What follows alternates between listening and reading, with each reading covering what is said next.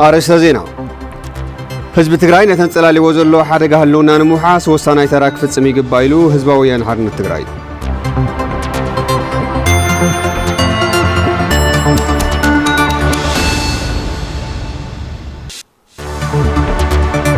ንብሔራዊ ህልውናና በሓድነትን ሕብረትን ክንሰርሕ ይግባይሎም ነባራት ዓቕሚ ነበርቲ ከተማ ዓዳጋ ሐሙስ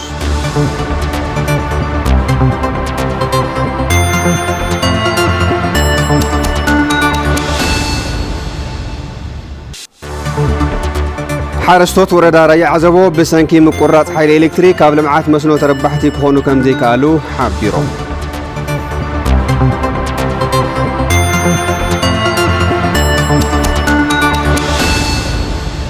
سلام طعنا هبلنا كبرات تملكتي تلفزيون تግራይ ነው ነዛዕለትና ሰዓት ሓደ ዜናታት ሒዝና ቀሪብና ኣለና ተስፋ ዝጋዓስቤ ዜናታት ብምቕራብ ሰለሞን ሃይሉ ድማ በመዳይ ቋንቋ መስመላሰው ሙያ ስቱዲዮ ቴሌቪዥን ትግራይ ምሳኹም ጻንሕት ክህልወና እዩ ንምክታልኩም ዓዲመ ናፍት ፈላማ ዜና ክሰግር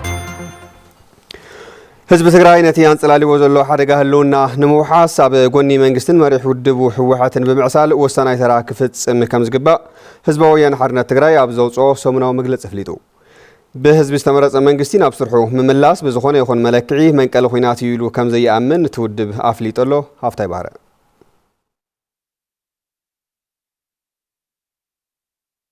بأستات كل تنت شمونت مليون حزب استمرتن وكلنا حزب تجراي زحزن بيت مخر منجست تجراي كميازي 20 شوعتن كل تشحن 10 شمونتن عام تمرت الله وصرحو كم جمرن فلام جوعي بمكياد بريزيدنت أفو جوعين مكتل أفو جوعين بمرات استفلالي والسنتات بمحلاف موشن بمسرعن كم زازمة حزباويين حرنا تجراي أبزوج أو سمناو مجلسي أفليتو ህዝባዊ ወያነ ሓርነት ትግራይ ኣብ ዘውጽኦ ሰሙናዊ መግለጺ ቤት ምክሪ መንግስቲ ትግራይ ንስምምዕ ፕሪቶሪያ ሲዒቡ ምንተ ሰላም ተወንዚፉ ዝጸንሐ እዩ ምስ በለ ስርዓት ብልጽግና ንስምምዕ ፕሪቶሪያ ሙሉእ ስለ ዘፍረሰ ድማ እቲ ተወንዚፉ ዝጸንሐ ቤት ምክሪ ህዝቢ ትግራይ ናብ ስርሑ ክምለስ ግድን ስለ ዝኾነ ብዕሊ ተመሊሱ ስርሑ ጀሚሩ ከም ዘሎ ገሊጹ ቤት ምክሪ መንግስቲ ትግራይ ከምቶም ካልኦት ትካላት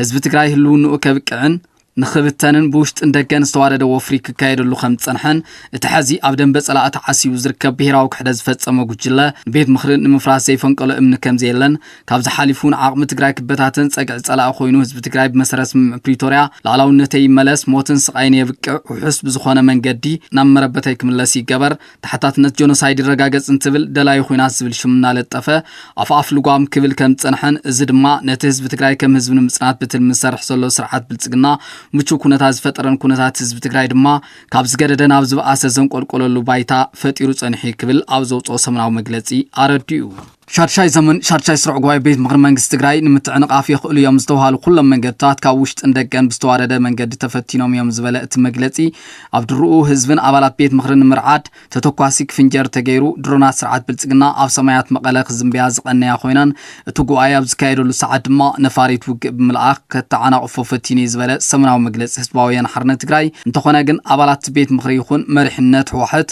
مسوات زخفل انتخوينون مسل عرسو سانز بتجراي زخفل مسواتي بمال أبكوسن وز حزوم أجندات زتيوم جو أيام بعوض زازيموم يميلو أتي مجلسي. بريزيدنت منجست تجراي فتس أما أكل مديو الناس رحقت أن بيت مغرب زها وحلافنت مسارتون فلما أخيوا كابينة بمقبار الله وصرحو خمس جمرن مملاس بيت مغرب منجست تجراي نحزب تجراي مك على اسم أخل كل وزخ إليو تجراي سرع منجست أو كمان أبزلو منجست ختم محضرن أفتس أما أكل كتسال زخانة قصر تحتات نتن كسف نزجبر تقندد مع عمتها تجراي بمودا بيراوت كلات حزب تجراي نتكم حزب جت يمزلو حدا جاز متن كمنان موداد نفتيران كسر حازخ إليلو أمل أختو أتي بستوارد من جدي كبتان كسر حلوز أنها عقمتات تجراي كأكب نزموس وبدهوتات كمكزخ العقم زفت ريز بلات مجلسي بزون لا وسن تجراي خبر عب تحت ورار تزق التلون زقف عنزلو وجناحنا حرخوصو استمزابلون استسددون وجناحنا نام مربطون كبلاسو تحتات نتفصم جنوسايد كرجاجت داك مهنت أتنحوية تجراي كجمر بحفشة حزب تجراي أنطلالي وخابزلو حدا جهلون ناوتيو وحسن أخر رجاجت زخلك آل سقكايد بايتاز فتر كم زخنان زتندر درن مكياد عب زكبر عرون توسح عمز فتري خبل حزباويين حرنة تجراي أو زوج سمناو مجلسي أفليتو ملا حزب تجراي سلام كابزلو بحكي سمع بريتوريا خفصم بعقلن تعكستن كحاتت كم صنحن انتخونا جن سرعات بلتقنا نتي سمع كم كالي ملك جنوسايد ناتتقمل بمصناح حزب ما تقليلو افريسو يزبلات مجلسي حزبي كم قدمو نتي انصلالي وزلو حدغ هلونا نمحاس او غن منغستن حواحتن بمعسال ወሰናይ ተራኽም ዝዋጻን ነቶም ህዝቢ ዓቕሚ ፈጢሩ ካብዝ ሓደጋ ከይወፅእ ብቐጻሊ ኣብ ሓድነት ውዳበታትን ትኹረት ምግባር ዝግበር ዘለው ናይ ውሽጥን ደገን ወፍርታት ካብ ዝኾነ ይኹን እዋን ንላዕሊ ብምቅላስ ነቲ ዘይተርፍ ዓወት ዘቀላጥፍ ቃልሲ ክገብር ይግባእ ክብል ህዝባዊ ሓርነት ትግራይ ኣብ ዘውፅኦ ሰሙናዊ መግለጺ ጸዊዑ مملاس تونزي فصن حبيت مخر منجز تجري مسكيناتن ورخويناتن فتصم زت أساسر يبلون زبالة صمنا مجلسي إسباويا حرنا تجري حزب تجرين حواحتن حزون قوامهم كل ما فلالات بزتن درن كفتحوا علوهم زبل صنع منات كم زلون كابز حالفو بحزب استمرت أمانجستي نابصرح مملاس بزخانة يخون ملكعي منك الخويناتي لو خمزي أمن دما أفليتو جزاتها حدنا تقرأين مخبارين تحتاتنا تفصمتي جينوسايد نمرقاتين بحدنا حبراتين نبهراوي هلونا انت ندالو إلوم نبارات عامين برتكة مع داقة حموس مرهو تسفى الزراري بوهم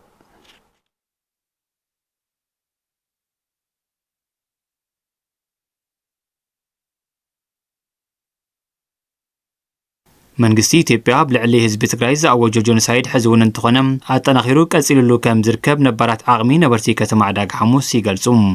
ነዳጅ ተዓጺና ባንኪ ብገመገዛ ገንዘቡ ተዓጺና ተፈናቀልና ቦታኡ ዘይተመለሰና 6 ዓመት ሙሉ ኣብ ኬንዳ ኣብ ፀሓይ ኣብ ቁሪ ኣብ ማይ ማዕሮ ዓዛብ እንስሳ ዝወልዕሉ ጉዳይ መልክዑ ዝቀየረ ጆኖሳይድ سبك نبر الخيل نتوليعو نتساتيو تتخدينو تتنقاسايسو نتلميعيو زهزوزي زنبركخن كومتو سمزولو زنصل حزبنا يكونن ابز حلفه مخته حزبنا نخيصنتينا تقاليسنا زبلو اتوم نبرات عقميم حزون حزبنا نخصنت كوفيلنا نريلو كنتات يلن يلوم كل قلصماتنا خانا حدا غداي غيرنا تزكينا سلام كمصلنا إلنا إنا نتامرنا نخدلو غداي سيهلن زل حساب زل كاب طف كابت بتن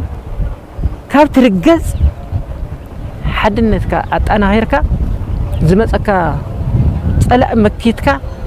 كتوصل سعر كتكئل لك كمان أنا خيط أنا خايف جزا سلستر سي تجاديله بيني تمريسة مالتي حضرات جينا صراو تبارك خازله مولو حضرات قبل أنا تسانا بتمت مالتي حجون إحنا بزمت أيمسا حزب تجري صنيعو تقاليسو عدو خم حاضر عدو كمل المخانون عملنا تحتاتنت فصمتي جونوسايد كرغاغز انت خوينو دما بحدنتن حبرتن نبهراو هلونا انت ندالو إلوم حزبن سراويتن حدي ابز هذا ساعات مال قرص ساعاتيا انا بزل كله كنبر سلازدلي ولادين كقصلو سلازدلي مستو جنبار زلو عقمي فوق كله أون يسرح مالتي زي تغيرنا نعوت زي تغيرنا قال يوم سبت تلاقد معوات بحال الله زل عالمنا تحت الصلاعي ناتدقس كاتنبر تحت الصلاعي صلاة عالم كم ديليت كتزارو له كم ديليت كديمقراطي ختم صل زي تخيل بايتا يزفطر مرينا تقرس يبلان تقرش خنبر يبلان تخنركم دقنا ስለዚህ هذه تمريت كتملس خوينا قالسني مواصنا وذا ساعات مالت حدنتن قالسني كافت حلف تماهرنا هذا النجورة تنكر كوميتي مخاته كافتي نحل ناز حلف استمهاره زحشه امخاختا زحشه اودادا زحشه مرال للو كون كم زخيلنا كنواصو خم نخيل يزامن انا مالت فابريكا سمينتو تغوغا نخالاي زور مسرتاو ماشينرتا تعديغو كاب كتما مقاله نابتي فابريكا استكللو كبابي مقعاز كم زجمره فليتو الفابريكا ابز تمدبلو غزي تتخيلو اب موداتا 2019 عام تمرت تزازيمو سرحو كم زجمرون تغليصلو غبرمدن تولمدن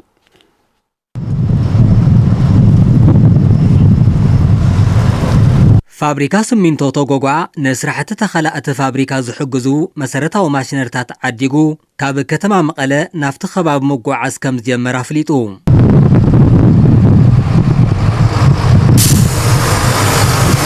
أبز حلف عامات مسحادة كوبانيا تشاينا أبوشتي كل تعامتات تخيلو مفراي كجمرو علكم استفصم زغلصو أكايد سرح فابريكا سمينتو توغوغا أيتو ملغيتا غبر سلاسي ب10 مليون دولار نتخلقت فابريكا زدليو ماشينرتات تعديغوم أب قدماي زور شوعته كونتينرات ماشينري بمخاين استغعاز خوينم حزي أب خلأي زور مسرتاون غزفتن ماشينرتات نافتي فابريكا يغعازو مهلاومن ተመሳሳሊ ካልኦት አድሌት ማሽነርታት ድማ ካብ ጅቡቲ ተዓዲጎም ኣብ ቀረባ ግዜ መቐለ ከም ዝኣቱ ይገልጹ ከም ዝፍለጥ ኣብ ዝሓለፈ ሓምለ ምስ ሓደ ሰሙይ ናይ ቻይና ኩባንያ ኣብ 2 ዓመት ፍሪዩ ተኺሉ ክውድእ ውዕላ ኣሲርና ኢና ብኡ መሰረት ዝቀዳማይ ዙር ናይ 10 ሚልዮን ዶላር ማሽናት ተዓዲጉ ፍርቁ መቐለ በፂሕሎ ኣብ 2 ዙር ቀዳማይ ዙር 7 ኮንቴነር ማኻይን ተጻዕነ በፂሕሎ ካልኣይ ዙር 3 ገዘፍቲ ናይቲ ፋብሪካ ኣካላት መቐለ በፂሑ ከዚ ብሓባር ለፍቲ ሳይት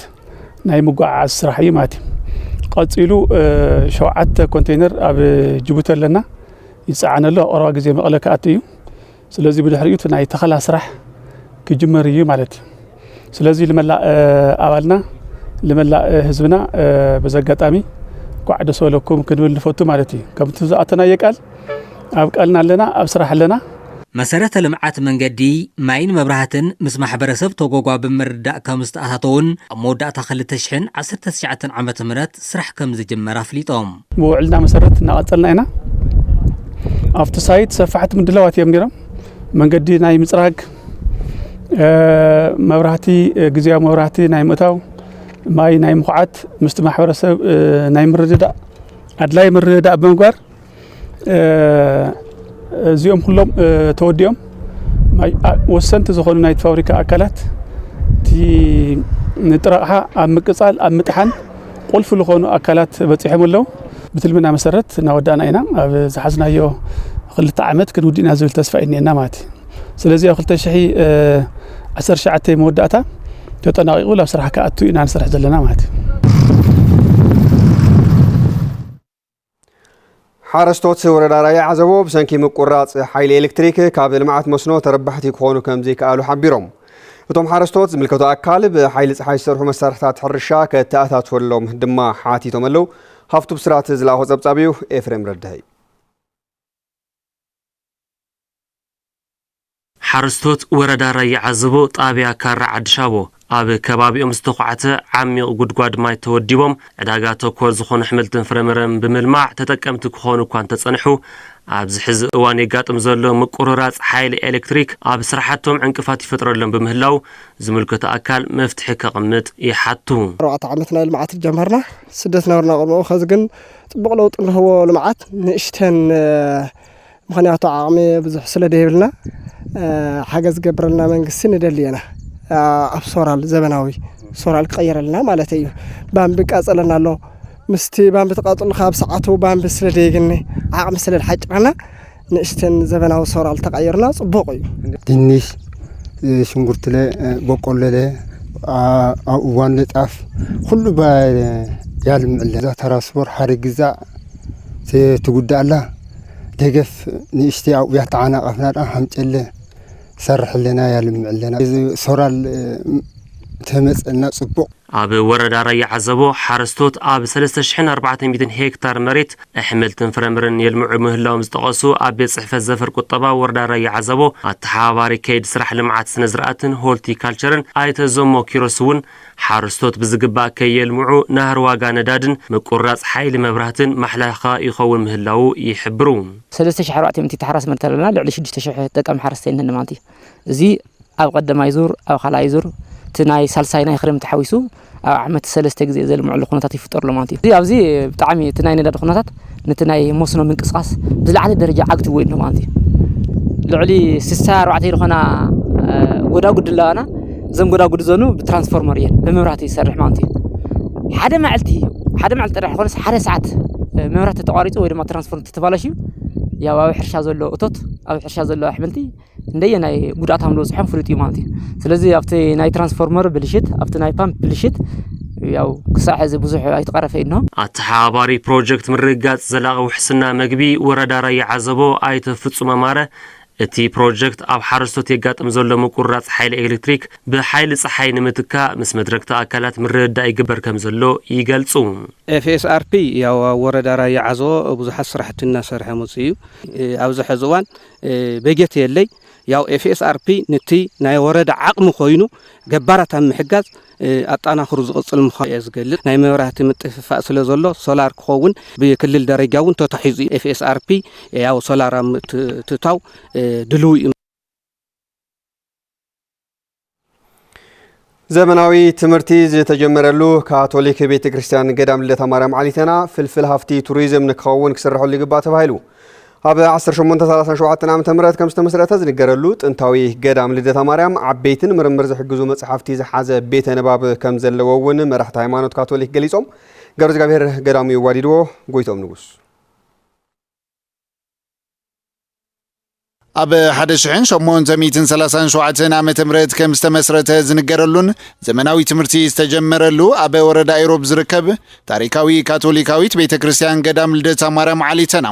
በዓል ልደታ ካብ ዝተፈላለዩ ከባቢታት ዝመጹ ኣመንትን መራሕቲ ሃይማኖትን ኣብ ዝተረኸበሉ በድምቀት ተባዒሉ ኣመሓዳሪ ገዳም ኣባ ተስፋይ ዝግታን ካቶሊካዊት ቤተክርስቲያን ገዳም ልደታ ማርያም ዓሊተና በአቡነ ያዕቆብ ዝተባሉ ተወላዲ ጣልያን ዝተሰርሐ ፈላማይ ካቶሊካዊ ቤተክርስቲያን ከም ዝኾነ ምዚ ተኣሳሲሩ ድማ ዘመናዊ ትምህርቲ ኣብ ኢትዮጵያ ብምትእዝታው ምሁራን ከም ዘፍረን ዓበይቲ ንምርምር ዝውዕሉ መጻሕፍቲ ወኒኑ ዝርከብ ገዳም ምዃኑ ገሊጾም መቲ ዘመናዊ ትምህርቲ መሰረት ሒዙ ቀጻልነት ክሻብሎሚ ዝቀጸላበዩ ኣብዛ ቤት ትምህርቲ ልደታ ስለዝኾነ ብዙይ መልክዕ ሰብ ክርዳ ኣለዎ ኣብቲ በዓል ዝረኸብናዮም ወገናት ብወገኖም እቲ ገዳም ብርክት ዝበሉ ዓመታት ዘቁጠረ ምስ ምዃኑ ተኣሳሲሩ መስሕብ ቱሪዝም ክኸውንን ክፍለጥን ዝምልከቱ ኣካል ኩሉ ክሰርሓሉ ከም ዝግባእ ረድዮም እቲ ቅርሳት ኣብቲ ገዳም ብርክት ዝበለሎ ኣብቲ እውን ናይ ባዕሉ ላይብረሪ ኣሎ ማነት ብርክት ዝበለ ኣብ ናይ ብዝተፈላለዩ ቋንቋ ተጻሕፉ ብርክት ዝበሉ ናይ ባዕሉ ቅርሲ ዝዓቀበ እዚ ድማ ብፍላይ እዚ ናይ ገዳም ዓብይ ካቴድራል ናይ ዓዲግራት ነዚ ድማ ቱሪዝም ስራሕ ጀመረ ኣሎ ከምተን ናይ ነጋሽ ከምተን ናይ ካልኦት ከባቢታት ከም ናይ ኣክሱም እውን እቲ ናይ ሓደ መላለይ ሓደ መፋለጢ ካብቲ ናይ ቴሌቪዥን ክገብሮ ኢለ ተስፋ ገበር እዚ ገዳም እዚ ከም ዝፍለጥ በዚ ዘይሓለፈ ሰብ ውሑድ እዩ ካብ ዓዲግራት ከባቢ ንታሕቲ ዘሎ ኣብ ገዳም ልደታ ማርያም ዓሊተና ዘይተምሃረ ተምሃራይ በዚ ዘይሓለፈ ሰብ የለን ስለዚ ያው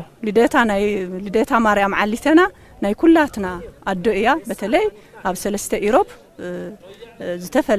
ዝተፈለጠ ገዳም እዩ ናይ ኩሉ ኣዶ እያና ኣብ ኩሉ ዝርከቡ ዓብይ ይኹን ንእሽተን ይኹን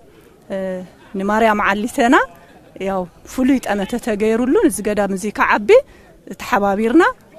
ካብዚ ብዝበለጸ እዚ ገዳም እዚ ዓብይ ንሪኤሉ ጸጋታት ክህሉ ተስፋ ይገብር ኣመሓዳሪ ወረዳ ኢሮብ መምህር ኢያሱ ምስግና ንካቶሊካዊት ቤተክርስቲያን ገዳም ልደታ ማርያም ዓሊተና ሓዊሱ ካልኦት ታሪካዊ ጸጋታት ወረዳ ኢሮብ ኣብ ምፍላጥ ብቐጻልነት ከም ዝስራሓሉ ብምሕባር እቲ ታሪክ ክስነድ እውን ሰብ ሞያ ታሪክ ሓላፍነቶም ክዋጽኡ ተዛሪቦም ወረዳ ኢሮብ ብዙሕ ታሪክ ዘለዋ ናይ ባዕሉ ቋንቋ ባህሊ ዘለዎ ህዝቢ እዩ ነዊሕ ታሪክ ኣሎ ገዳም ልደታ ማርያም ከምቱ ዝቀረበ እዩ ካብኡ ቀጺሉ ሰንሰለታዊ ጎቦታት እንዮ ንቱሪዝም ዝኸውን ቅርስታት ኣሎ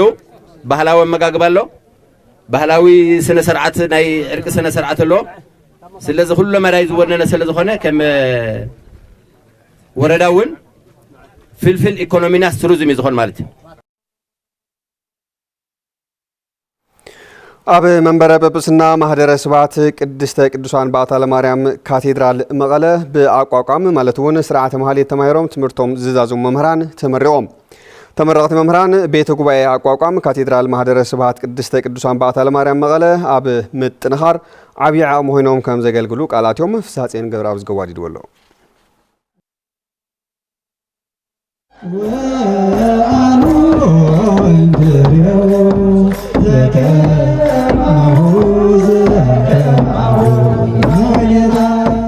ኣብ መንበረ ሰላማ ክሳቴ ብርሃን ላዕለዋይ ቤተ ክህነት ኦርቶዶክስ ተዋህዶ ቤተ ክርስቲያን ትግራይ መንበረ ጵጵስና ማህደረ ስብሐት ቅድስተ ቅዱሳን በዓታ ለማርያም ካቴድራል ቤተ ክርስቲያን መቐለ ኣብ ዝርከብ ናይ ኣቋቋም ትምህርቲ ማህሌት ምስክር ቤተ ጉባኤ ትምህርቶም ብዝግባእ ተማሂሮም ዝዛዘሙ 18 መምህራን ኣቋቋም ተመሪቖም ሞራል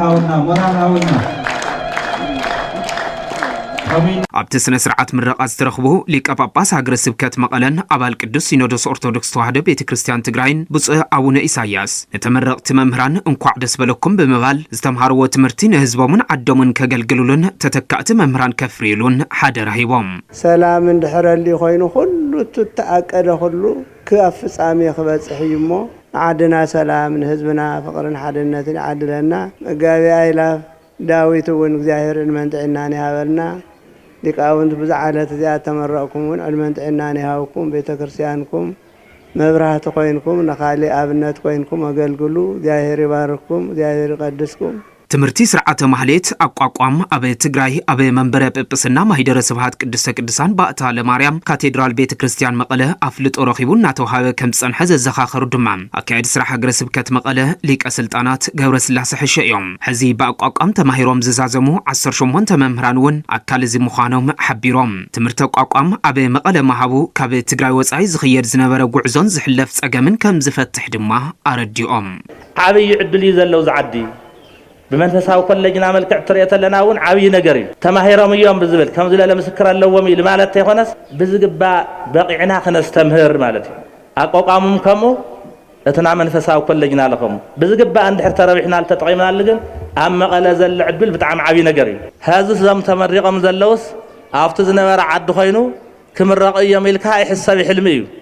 وين سرح حديك حدار كفتح خاي خيدن هذا جن لحان تسعاتون لحان تليتون ካብ ገዛም ተይወጹ እየም ተመሪቆም ዘለው ተመረቅቲ መምህራን ብዙሕ ጸገም ሓሊፎም ናብ ዝመውቅዖም ሕጉሳት ከም ዝኾኑን ዝረኸብዎ ትምህርቲ ህዝቦም ንምግልጋልን ተተካእቲ መምህራን ንምፍራይን ከም ዝጥቀምሉ ገሊጾም በከንቱ ዘነሳይኩም በከንቱ ሃው እዩ ብነጻ ዝረኸብኩምዎ ነገር ብነጻ ሃው ስለዝኾነ አፍቱ ዘለኒ ጉባኤ እንደገና ወሲኹ ደሞ በብቕዓት ከስተምህር በትህትና በፈሪሃ እግዚአብሔር ከስተምህር ደስ ይብለኒ ልካአለና ለትቤተ ጉባኤ ክንሕግዝ በሐቅ ለሁሉ ክንነገርና ለሁሉ ክነስተምህርና ለትጉባኤ ማዕርግ ክንኮን ከምዚ ሽልማት ከምዚ በትህዝብና ውን ይርዳሎ ተሐጉስና ወይልና በጣም ደስ ይለና በጣም ደስታ ይስምዓኒ ተዋውና ነክብሪ ከመምህራን ደረጃ ከመበታትና ጠንክርና በጣዕሚ ክንሰርሕ ለህዝበ ክርስቲያን ከምውን ተማሃሪ ከም ጫማ ኮይነ ድካገርግል ደስ ይልና ደስ ይልና ببصروا متاني يقولن مت حواسي خبرتي هالليل تسكأت خوينا لنا هنا مهرنا لنا قالنا أتو أبتين سالساي زروس تخايدس نسرعت من رقم ممهران وقاقام بسؤال لكان باباسات قدس سينودس أرثوذكس وحده بيت كريستيان تجراين ممهرانن لكاونتن بيت كريستيان كمون عدوما تجايشن مؤمنانن ترخيبهم يوم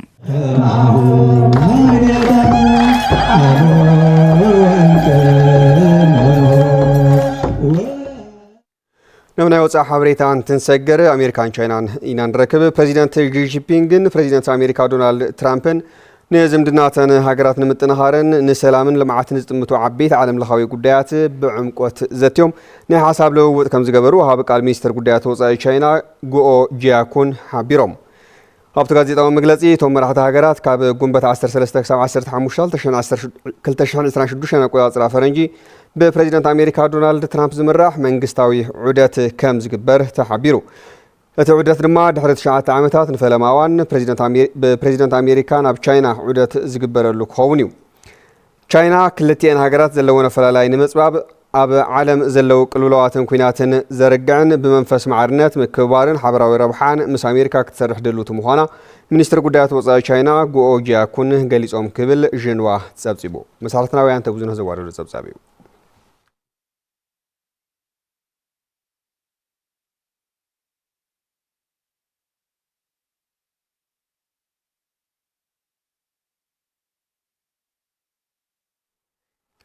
كبرات تملكتنا كابزي بموصال زينة سبورت زعلتنا كنقربلكم حابن كحساي صبينا له ناوكسكركم سلام طنا هبلي كما يصنحو تخاتلتنا كاب تلفزيون تግራይ ንሳዓዚስ ተሰናዱ ብርክዝ ወል ዛዋታ ስፖርት ሒዛ ቀሪበ ለኹን ምክታልኩም አቀዲሚ አደም ተስፋ ዝጎን ይቀኒየለይ ጋንታ ፖሊስ ትግራይ ዋልታ ተዓዋቲት ምድብሐ ዋንጫ መሰብ 2018 ዓመተ ምህረት ኮይናላ ኣብቲ መድረኽ ውድድር ብሉጻት ተካት ስፖርተኛታት ዝተረኸቡሉ ከም ዝነበረ ድማ ተገሊጸሎም ብርሃነ በየነ ተኸታቲሉ ሰብ ዜና ሰናዲልናሎ ኢሳን 4 ጋንታት ቀዳማይ ዲቪዥን ዝተሳተፋሉ ውድድር ዋንጫ መሰቦ ዝተዛዘመ ኮይኑ ምድብሐ ብዓወት ጋንታ ፖሊስ ትግራይ ዋልታን ተዛዘም እዚ መርሃ ግብሪ ስፖርተኛታት ኣዕሞን ካብ ምርኣይ ብተወሳኺ ቀጻልን ዝግበሩ ውድድራት ተስፋ ክሕድሩን ዝሐሸ ምድላው ክገብሩን ከም ዝሓገዞም ስፖርተኛታት ይዛረቡ يا مسعى بيت تجاتينا زوانجا زساخينا مسعى بيت سلطنتينا وانجا وسيدنانينا يا عوي لمد وسيدنانا بزح لمديهم نايو كاهم زقصل دس عدلنا رخينا كاو الترف الحرفي كله بايزوي نزغان طالب طعم طقاميو نقصال طعم عوي تسفاينينا ብዙሕት እንዲ ሙስሊም ድለለዎም ተጫዋች እዮም ነይሮም ምሳና ካብኦም ብዙሕ ትምህርቲ ወሲድና አለ ወለለ ሻምፒዮን ምዃንና አለ ብጣዕሚ ደስ ይልኒ መራሒ ዕውቲ ጋንታ ምድብ ሐ ፖሊስ ትግራይ ዋልታ ዝኾነ ኮማንደር ገብሩ ካሕሳይ ብወገኑ እቲ ውድድር መናእሰይን ሰገናትን ናብ ስፖርት ክመፁን ክሳተፉን ከም ዘኽኣሎም ብምሕባር እቲ መርሃ ግብሪ ተጠናኺሩ ክቕፅል ይግባእ ኢሉ እቲ መንእሰይ ካብ ኣልባሌ ቦታ ካብ ዝውዕል ብብኸባቢኡ ናብነት ሰለስተ ምድብ ሎ ብብኸባቢኡ ክወዳደር ብምግባሩ ሓደ ዝለዓለ ጽቡቕ ገጽታ ኣለዎ ዘለካ ዓድል ፈጢርኻ ኣብ ጽቡቕ ደረጃ ንምብጻሕ ጽቡቕ ሃዋህው ዝፈጠረ ዝብል ታሽሙ ዘለና ሓሳብ ፋብሪካ መሰቦ ሲሚንቶ ምንቅስቃስ ስፖርት ትግራይ ከዓብን ክናቃሕን ዝተፈላለዩ ሓገዛት እናገበረ ከም ዝመፀን ቀጻሊ ኣብ ዝካየዱ ስፖርታዊ ምንቅስቃሳት ዝከኣለ ከም ዝገብርን ኣካየዲ ስራሕቲ ፋብሪካ ኣይተ ክብሪ ኣብ ተወልደ ተዛሪቦም ፋብሪካ ሲሚንቶ መሰቦ ፕሮግራም እዚ ምስ ስፖርት ኮሚሽን ብምዃን ያው ስፖንሰር ክገብር ክኢሉ እዩ ብቐጻልነት እውን ከምዚኦም ዓይነት ስፖርት ምንቅስቃሳት ትግራይ ክምዕብል ናብ ዝለዓለ ብራኸ ክበጽሕ ብስፖርት እውን ትግራይ ንባዕላ ከጽውዑ ዝኽእሉ ተጻወቲ መናእሰይ ንምፍጣር ቀጻሊ ደገፍ ከም ዝገብር እናገለጽኩ ሎማዓንቲ ዝረኣናዮ ጸወታ ብጣዕሚ ጽቡቕ እዩ ነይሩ እቲ ውድድር ካብ ስፖርታዊ ንሕንሕ ብተወሳኺ ትግራይ ዝውክሉን ናብ ዓበይቲ ጋንታት ክሕረይ ዝኽእሉ ስፖርተኛታትን ዝተርኣይሉን ከም ዝነበረ ዝሓበራ ድማ ኮሚሽነር ኮሚሽን ስፖርት ትግራይ መብራት ሃፍቲ እየን ንትግራይ ወኪሎም ጽቡቓት ተናሓናሕቲ ጋንታታት እውን ንምፍጣር ስለ ዝኾነ ካብዚአን ከዚ ዝሓልፋ ዋንጫ ዝበልዓን ክንደይ ካብ ሕድሕድ ክላስተር ይሕለፍ ዳሕራይ ዝውሰን ኮይኑ ንትግራይ ወኪልን ቀጻሊ 4 ጋንታታት ዝምረጻሉ ናይ መጠቃለሊ ፕሮግራም ድማ ቀጻሊ ነካይድ ይዝኸውን ውድድር ዋንጫ መሰቦ ምድብ ሐ ብዓወት ጋንታ ፖሊስ ትግራይ ዋልታ ሻምፒዮን ብምዃን እንትዛዘም ጋንታ ክፍለ ከተማ ኩሓ ድማ ናይ ጸባይ ዋንጫ ተሸሊማ